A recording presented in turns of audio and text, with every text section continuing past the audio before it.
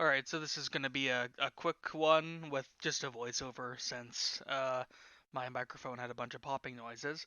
But I wanted to show a pretty interesting automotive LED that died with a somewhat unusual construction.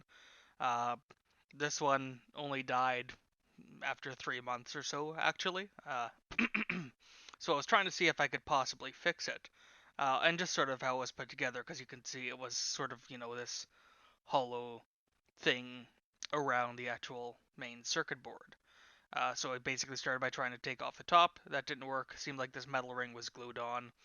And then it actually turns out that this light is constructed using a series of flexible, well, basically just one flexible circuit board. Um, Something that I've never seen before. Which is pretty neat and sort of helps explain how they got such a high density of LEDs, especially around the outside like that. But it also does sort of, explain why exactly it had sort of so much, well, such a short life, because the flexible circuit board really just would be poorer for heat conduction, I think, anyways, even though it is a metal case.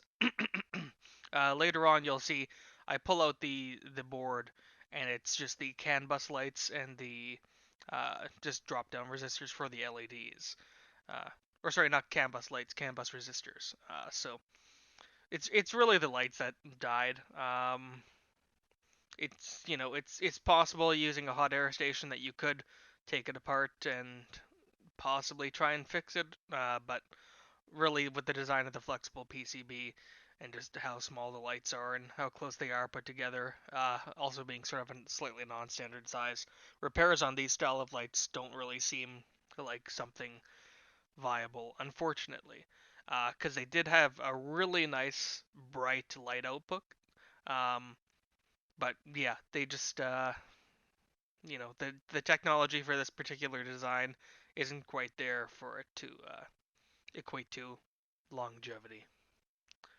So probably just end up the video with a little overview shot of the design so you can sort of see how the flexible PCB was laid out, and then they just slap it onto the metal assembly, and then have the two wires that stick up from the top of the circuit board, similar to, in more traditional style lights. But yeah, that's pretty much the end of this video.